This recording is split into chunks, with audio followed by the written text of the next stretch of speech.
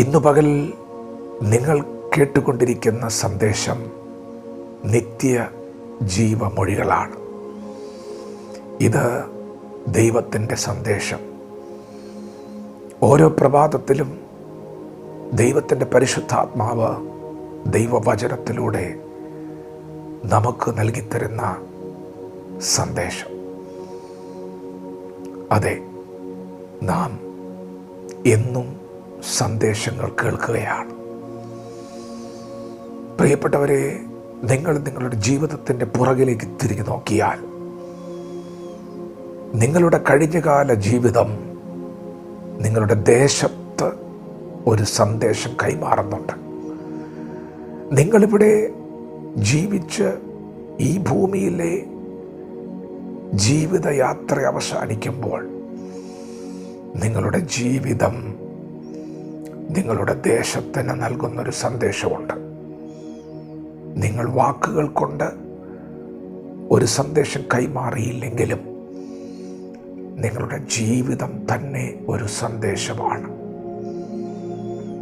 ലോകം കീഴടക്കിയ ഒരു രാജാവുണ്ട്, അലക്സാണ്ടർ ദ ഗ്രേറ്റ്. ആ മനുഷ്യൻ ഒത്തിരി വെട്ടിപ്പിടിച്ചവനാണ്. എന്നാൽ താൻ മരിക്കുമ്പോൾ തൻ്റെ ഇരുകരങ്ങളും പെട്ടിയുടെ പുറത്ത് ഇങ്ങനെ ലോകത്തിന് കാണത്തക്കവണ്ണം തുറന്നിട്ടിരിക്കുകയാണ്. ഒഴിഞ്ഞ കരങ്ങൾ. തൻ്റെ മരണം ലോകത്തിന് നൽകുന്നൊരു സന്ദേശമുണ്ട്. അതൊരു നല്ല കാര്യമാണ്. മരണം കൊണ്ടൊരു സന്ദേശം. ഞാൻ ഒത്തിരി വെട്ടിപ്പിടിച്ചവനാണ്, ഞാൻ ഒത്തിരി സമ്പാദിച്ചവനാണ്. ലോകമേ കേട്ടുകൊള്ളുക, ഞാൻ സമ്പാദിച്ചതൊന്നും ഞാൻ കൊണ്ടുപോകുന്നില്ല, എനിക്കൊന്നും കൊണ്ടുപോകാൻ കഴിയുന്നില്ല. ഇതാണ് ഒരു വ്യക്തിയുടെ, ലോകത്തെ അടക്കി വാണവൻ്റെ മരണം നൽകുന്ന സന്ദേശം. എന്നാൽ ഇന്ന് പകൽ വീണ്ടെടുക്കപ്പെട്ട ഒരു ദൈവ പൈതൽ ലോകത്തിന് കൊടുക്കേണ്ട ഒരു സന്ദേശമുണ്ട്. നിങ്ങളത് പറഞ്ഞു വയ്ക്കുന്നത് നല്ലതാണ്. മരണത്തെ പേടിയില്ലാത്തവരെല്ലാം അത് പറഞ്ഞു വയ്ക്കണം. നിങ്ങൾ മരിക്കുമ്പോൾ നിങ്ങളുടെ മുറ്റത്തൊരു വെള്ളക്കൊടി കെട്ടാൻ പറയണം. കറുപ്പ് കൊടിയാണ് സാധാരണ പതിവ്. നിങ്ങൾ ആ പതിവൊന്ന് തെറ്റിക്കണം. നിങ്ങളുടെ മുറ്റത്ത് വെള്ളക്കൊടി ഉയരട്ടെ. വെള്ളക്കൊടി ജയത്തിൻ്റെ അടയാളമാണ്. നീ യേശുവിൽ വിശ്വസിച്ചവനാണ്. യേശു ജയിച്ചവനാണ്. നീ അവനെ വിശ്വസിച്ച്, അവനെ അനുഗമിച്ച്, അനുസരിച്ച് വിശ്വാസത്തിൽ നീ മരിക്കുമ്പോൾ നിന്റെ വീട്ടുമുറ്റത്തൊരു വെള്ളക്കൊടി ഉയരണം. നിന്റെ മരണം ലോകത്തിന് ഒരു സന്ദേശമായിരിക്കും.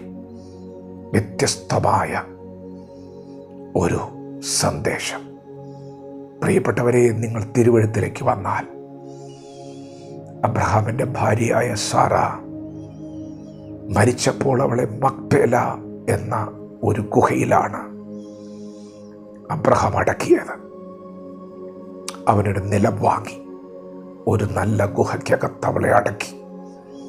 അബ്രഹാം മരിച്ചപ്പോൾ അബ്രഹാമിനെയും ആ ഗുഹയിലാണ് അടക്കിയത്. മക്കളെയൊക്കെ അവിടെ തന്നെ അടക്കുകയാണ്. എന്നാൽ ഇതാ യാക്കോബിൻ്റെ ഭാര്യയായ റാഹേൽ, അവൾ തൻ്റെ കുഞ്ഞിനെ പ്രസവിക്കുന്ന മാത്രയിൽ വഴിയാത്ര മധ്യേ ആ കുഞ്ഞ് പുറത്തു വരുമ്പോൾ ബെനോനി എന്ന് വിളിച്ച് ഉറക്കെ നിലവിളിച്ച് അവൾ പ്രാണനെ വിടുമ്പോൾ ഒരു നല്ല കല്ലറയിലുള്ള അടക്കമല്ലാതെ യാത്രാമധ്യേ വഴിയരികിൽ അവൾ നിലവിളിച്ച് പ്രാണനെ വിട്ടു. പ്രതീക്ഷിക്കാത്ത ഒരു ദുരന്തം, ആരും ഇഷ്ടപ്പെടാത്ത ഒരു മരണം. എന്നാൽ നിങ്ങൾ തിരുവെഴുത്ത് പഠിക്കുന്നൊരു വ്യക്തിയാണെങ്കിൽ ആരും ഇഷ്ടപ്പെടാത്ത മരണവും നമുക്ക് നൽകുന്ന ഒരു സന്ദേശമുണ്ട്. അവൾ ഉറക്കെ നിലവിളിച്ച് പ്രാണനെ വിട്ട ആ മണ്ണിലാണ് യേശു ക്രിസ്തു പിറക്കുന്നത്. അവൾ നിലവിളിച്ച് പ്രാണനെ വിട്ട മണ്ണിൻ്റെ പേര് ബെത്ലഹേം എഫ്രാത്ത എന്നാണ്. നല്ല ഗുഹയൊന്നുമല്ല, നല്ല കബറിടമൊന്നുമല്ല കേട്ടോ. മക്കളെ ചൊല്ലി ഒരു നിലവിളിയാ, കുഞ്ഞുങ്ങൾക്ക് വേണ്ടി ഒരു നിലവിളിയാ.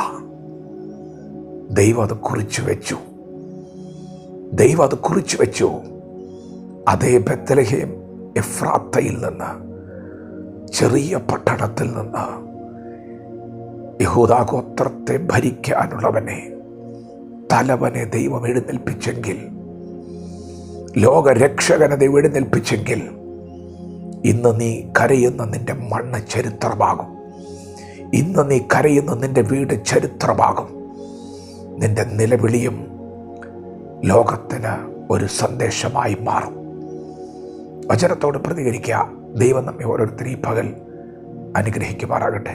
ആമേൻ.